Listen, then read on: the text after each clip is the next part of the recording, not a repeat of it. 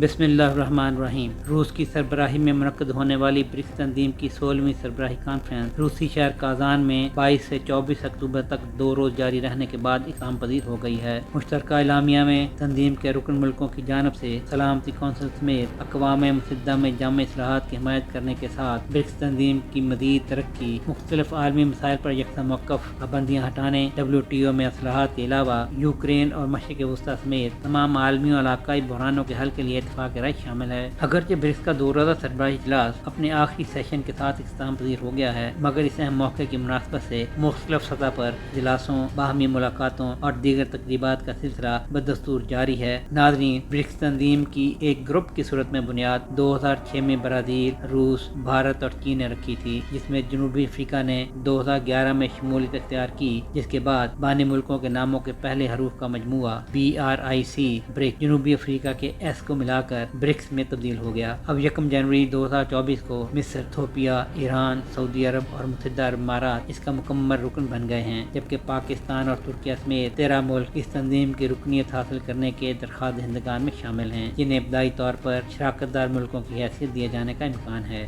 BRICS سربراہی اجلاس کے بعد منظور کیے گئے کازان اعلامیہ کے مطابق برکس کے رکن ممالک کے رہنماؤں نے سلامتی کونسل سمیت اقوام متحدہ کی جامع اصلاحات کی حمایت کی تاکہ اسے مزید جمہوری، نمائندہ اور مؤثر بنایا جا سکے۔ 134 نکات اور 43 صفحات پر مشتمل کازان اعلامیہ کے کلیدی موضوعات میں تنظیم کی مزید ترقی، مختلف عالمی مسائل پر تنظیم کی پوزیشن، مختلف ملکوں پر لگائی جانے والی یک طرفہ مغربی پابندیاں، یوکرین اور مشرق وسطیٰ سمیت علاقائی بحرانوں کا حل شامل ہیں۔ برکس رہنماؤں نے دنیا کے مختلف حصوں میں تشدد کے بڑھتے ہوئے واقعات اور مسلح تصادم کے جاری رہنے کے بارے میں تشویش کا اظہار کیا، جس کے علاقائی اور بین الاقوامی دونوں سطحوں پر نمایاں اثرات مرتب ہو رہے ہیں۔ برکس کے رہنماؤں کی جانب سے غزہ اور لبنان پر اسرائیلی حملوں سمیت مشرق وسطیٰ میں بڑھتی ہوئی کشیدگی پر تشویش کا اظہار کرتے ہوئے اس کی مذمت کی گئی۔ رہنماؤں نے بین الاقوامی سطح پر تسلیم شدہ 1967 کی سرحدوں کے اندر خود مختار فلسطین ریاست کے قیام اور اقوام متحدہ میں اس کے داخلے کی حمایت کی، جبکہ روس یوکرین جنگ کے خاتمے کے لیے روسی تجاویز پر اطمینان کا اظہار کیا گیا۔ برکس ممالک نے عالمی معیشت میں ترقی پذیر ممالک کے تعاون کو بڑھا کر برٹن ووڈز کے اداروں میں اصلاحات کی وکالت کی اور مستقبل میں اناج ایکسچینج قائم کرنے کے